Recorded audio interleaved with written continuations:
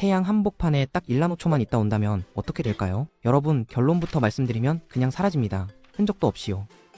그런데 재미있는 건 태양 표면이라면 이야기가 완전히 달라진다는 거예요. 태양의 표면은 겨우 5500도 정도인데 중심은 무려 1500만 도거든요. 이 엄청난 차이 때문에 같은 1나노초라도 천국과 지옥만큼이나 다른 결과가 나오죠. 자, 그럼 이 극한의 시간여행 속으로 한번 들어가 볼까요? 먼저 1나노초가 얼마나 짧은 시간인지부터 감을 잡아보겠습니다. 1나노초는 10억 분의 1초예요. 우리가 눈을 한번 깜빡일 동안 나노초는 1억 번 지나가는 거죠. 번개가 번쩍하고 치는 그 순간도 나노초 단위로 보면 엄청나게 긴 시간이에요. 번개 한 번이 나노초로 따지면 눈을 100만 번 깜빡이는 시간이거든요. 1나노초는 정말 찰나의 순간이라는 게 실감 나시나요? 좀 더 쉽게 설명해 드릴게요. 만약 여러분이 1초를 1년이라고 생각한다면 1나노는 눈 깜빡임보다도 짧은 순간이에요. 그러니까 여러분 인생이 1초라면 1나노초는 순식간에 지나가 버리는 거죠. 이렇게 짧은 시간 동안 대체 뭐가 일어날 수 있을까요? 많은 분들이 생각하시기에는 아무 일도 안 일어날 것 같죠? 그런데 태양이라는 곳이 워낙 극단적인 환경이다 보니 이 짧은 시간도 무시할 수 없는 시간이 되는 겁니다. 자, 이제 본격적으로 태양 표면으로 가보겠습니다. 태양 표면 온도는 대략 5500도 정도예요. 엄청나게 뜨겁죠? 이 온도가 얼마나 뜨거운지 비교를 좀 해볼게요. 여러분이 요리할 때 쓰는 오븐이 보통 200도 정도 되는데 태양 표면은 그것보다 20배 이상 뜨거워요. 철이 녹는 온도가 1500도 정도인데 태양 표면은 철을 녹이고도 남을 온도죠. 실제로 태양 표면에 철을 갖다 놓으면 순식간에 기체가 되어버려요. 녹는 게 아니라 아예 증발해버리는 거예요. 그런데 놀랍게도 여러분이 태양 표면에 딱 1나노초만 있다 돌아온다면 사실 거의 아무 일도 일어나지 않습니다. 이게 어떻게 가능한 걸까요? 비밀은 바로 열이 축적되고 확산되는 방식에 있어요. 에너지가 들어와도 그게 한 곳에 쌓이지 않고 계속 흩어지거든요. 이제 여러분이 태양 표면에 도착했다고 상상해보세요. 하지만 직접 태양을 정면으로 쳐다보는 대신 특수 보호 필터를 통해 측면에서 관찰한다고 가정해볼게요. 마치 일식을 볼 때 특수 안경을 쓰는 것처럼요. 태양의 빛이 주변을 통해 간접적으로 들어오는 상황이죠. 이런 조건에서 1나노초 동안 여러분 눈으로 들어오는 에너지는 정말 미미한 수준이에요. 얼마나 적은 양인지 비교를 해드릴게요. 저녁에 방 안을 걷다가 창문 너머로 가로등 불빛이 눈에 스친다고 상상해보세요. 그 찰나의 순간 눈으로 들어오는 빛의 양이 태양 표면에서 1나노초 동안 받는 빛의 양과 비슷합니다. 그러니까 일상적으로 경험하는 수준의 빛이에요. 눈이 부시거나 아프지 않은 거죠. 여기서 잠깐 왜 이렇게 짧은 자극을 카메라나 센서로 포착하기 어려운지 설명해 드릴게요. 모든 센서는 빛을 모으는 시간이 필요해요. 일반 카메라는 최소한 깜빡임의 몇십 배가 되는 시간 동안 빛을 모아야 제대로 된 사진을 찍을 수 있어요. 아무리 빠른 산업용 카메라라도 눈 깜빡임의 몇 배는 필요하고요. 1나노초는 그보다 훨씬 짧아요. 나노초 단위를 측정하려면 특수한 광학 센서를 써야 해요. 연구실에서나 볼 수 있는 엄청나게 비싼 장비죠. 일반적인 관측 장비로는 1나노초의 사건을 포착하는 게 거의 불가능한 거예요. 센서의 물리적 한계 때문이죠. 그래서 여러분이 태양에 1나노초 동안 있었다 와도 일반 카메라로는 아무것도 찍히지 않는 거예요. 그럼 피부는 어떨까요? 이제 본격적으로 열축적 이야기를 해볼게요. 태양 표면에서 1나노초 동안 피부가 받는 에너지는 정말 미미해요. 이 에너지가 피부에 들어오면 어떻게 될까요? 두 가지가 동시에 일어나요. 하나는 열이 쌓이는 것, 다른 하나는 열이 퍼지는 거예요. 먼저 열이 쌓이는 걸 볼게요. 여러분 피부 표면에 아주 얇은 층을 생각해보세요. 이 층의 온도를 1도 올리려면 일정한 양의 에너지가 필요해요. 그런데 1나노초 동안 받는 에너지는 그것의 수백 분의 1밖에 안 돼요. 그러니까 피부 온도가 거의 안 올라가는 거예요. 온도계로 제면 변화를 느낄 수도 없을 정도로요. 하지만 여기서 끝이 아니에요. 열이 퍼지는 과정도 동시에 일어나거든요. 피부 표면에 에너지가 들어오는 순간부터 그 열은 주변으로 퍼지기 시작해요. 피부 안쪽 깊은 곳으로도 퍼지고 피부 표면에서는 주변 공기로도 빠져나가죠. 이 확산 속도가 정말 빨라요. 열이 들어오는 순간 이미 주변으로 퍼지기 시작하는 거예요. 그래서 실제로는 표면의 극히 얇은 층만 살짝 가열되고 그마저도 즉시 주변으로 퍼져버리는 거예요. 마치 넓은 호수에 물 한 방울을 떨어뜨리는 것과 비슷해요. 물 한 방울이 떨어진 그 지점의 수면이 살짝 올라가지만 순식간에 주변으로 퍼지면서 사라지잖아요. 피부 표면의 열도 마찬가지예요. 들어오자마자 퍼져버리니까 의미 있는 온도 상승이 일어날 수가 없는 거죠. 우리가 따뜻하다고 느끼려면 최소한 피부 온도가 느껴질 정도로는 올라가야 하는데 그러려면 지금보다 수백 배 더 많은 에너지가 필요해요. 그리고 그 에너지가 축적되는 속도가 확산되는 속도보다 빨라야 하고요. 1나노초로는 둘 다 불가능한 거예요. 축적량도 부족하고 확산이 너무 빨라서 쌓이지도 않는 거죠. 게다가 태양 표면에서 나오는 에너지 자체도 그렇게 많지 않아요. 왜냐하면 여러분과 태양 사이에는 진공이 있거든요. 진공에서는 열이 빛의 형태로만 전달돼요. 이게 생각보다 느린 방식이에요. 1나노라는 짧은 시간 동안은 정말 적은 양만 전달되는 거죠.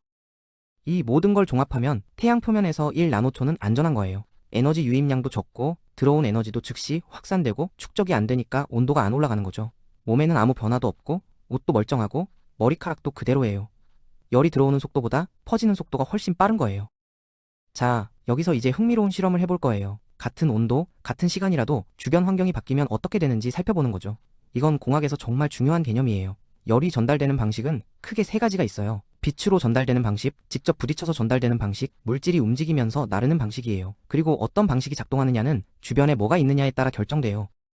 진공 환경을 먼저 볼게요. 진공에는 물질이 없어요. 그러니까 부딪힐 것도 없고 움직일 것도 없어요. 오직 빛의 형태로만 에너지가 이동하죠. 이건 생각보다 느린 방식이에요. 물론 빛 자체는 빠르지만 전달되는 에너지의 양이 제한적이거든요. 이제 같은 온도인데 환경을 바꿔볼게요. 진공 대신 뜨거운 물질로 가득 찬 환경이라고 가정해보죠. 플라즈마라고 하는 건데 기체보다 훨씬 더 뜨거운 상태예요.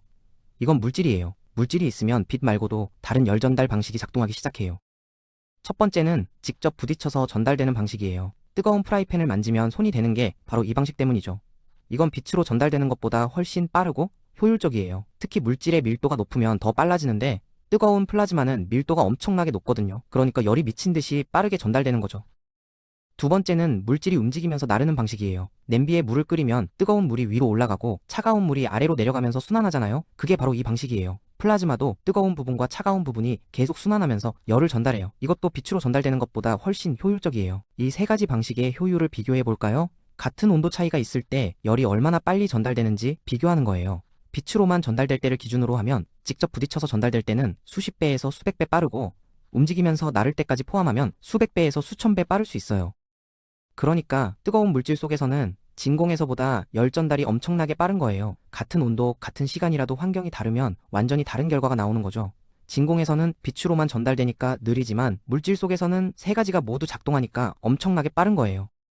실제로 계산해보면 태양 내부처럼 엄청나게 뜨거운 플라즈마 속에 있을 때는 온도가 훨씬 높은 데다가 세 가지 전달 방식이 모두 작동하니까 상상을 초월하는 속도로 열이 전달되는 거예요. 순식간에 피부가 견딜 수 있는 한계를 넘어버려요. 그것도 수십만 배, 수백만 배 넘게요. 이게 바로 환경의 차이예요. 같은 온도라도 진공에 떠 있느냐, 뜨거운 물질 속에 잠겨 있느냐에 따라 열 전달 속도가 완전히 달라지는 거예요. 이건 태양만의 문제가 아니에요. 모든 열 전달 현상에 적용되는 보편적인 원리죠. 예를 들어 우주 비행사들을 생각해 볼게요. 우주 비행사들은 태양 광선을 직접 받아요.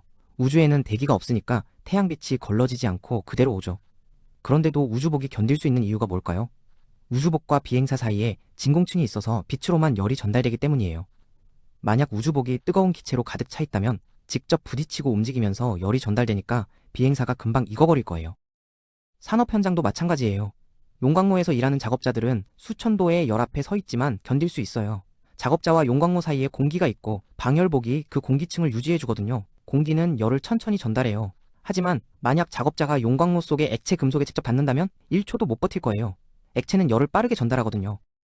이제 좀 더 넓은 관점에서 생각해 볼게요. 열 전달의 세 가지 방식은 각각 다른 시간 범위에서 작동해요. 빛으로 전달되는 건 가장 빠르게 시작되지만 에너지 전달량은 제한적이에요. 직접 부딪혀서 전달되는 건 시작은 조금 느리지만 한번 시작되면 엄청난 양의 에너지를 전달할 수 있어요.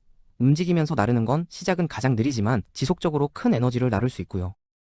그래서 짧은 시간 범위에서는 어떤 방식이 작동하느냐가 정말 중요해요. 아주 짧은 순간에는 빛이 주도적이에요. 하지만 시간이 조금 길어지면 직접 부딪히는 게 중요해지기 시작하고 더 길어지면 움직이면서 나르는 것도 무시할 수 없게 돼요. 같은 환경이라도 시간이 바뀌면 지배적인 열 전달 방식이 바뀌는 거죠. 이제 이 모든 원리를 현대 기술에 어떻게 적용하는지 볼게요. 나노초라는 시간은 우리 일상에서는 느낄 수 없지만 현대 기술의 핵심이에요.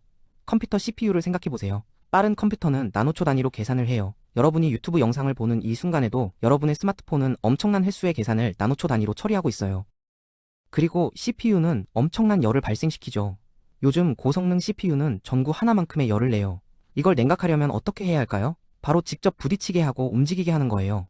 CPU와 냉각 장치 사이에는 열을 잘 전달하는 물질을 바르고 냉각 장치에서는 팬으로 공기를 순환시켜서 냉각하는 거죠. 만약 진공 속에서 CPU를 작동시킨다면 빛으로만 열을 빼야 하는데 그건 너무 느려서 CPU가 녹아버릴 거예요. GPS도 나노초의 세계예요. GPS 위성은 빛의 속도로 신호를 보내는데 빛이 1나노 동안 이동하는 거리가 사람 팔 길이 정도예요.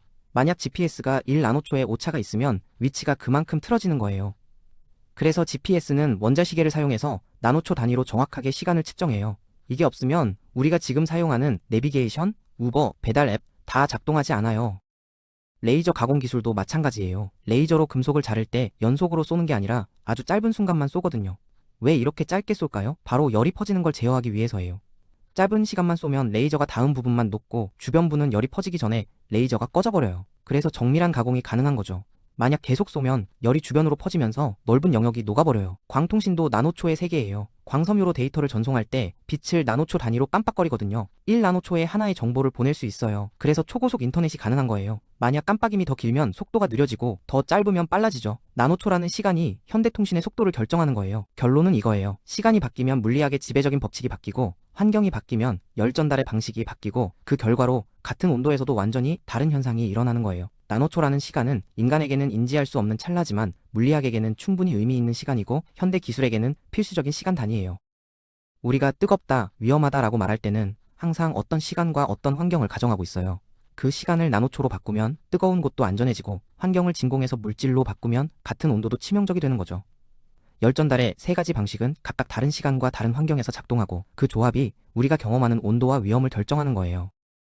그래서 태양 이야기는 사실 하나의 사례일 뿐이에요. 이 원리는 CPU 냉각에도, GPS 정확도에도, 레이저 가공에도, 광통신에도 적용돼요.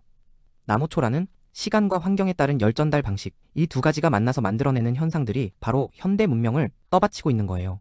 시간과 공간, 그리고 물질의 상호작용, 이게 바로 물리학이 우리에게 보여주는 세상의 진짜 모습이랍니다. 오늘의 이야기는 여기까지입니다. 궁금한 게 있다면 언제든 댓글로 남겨주세요.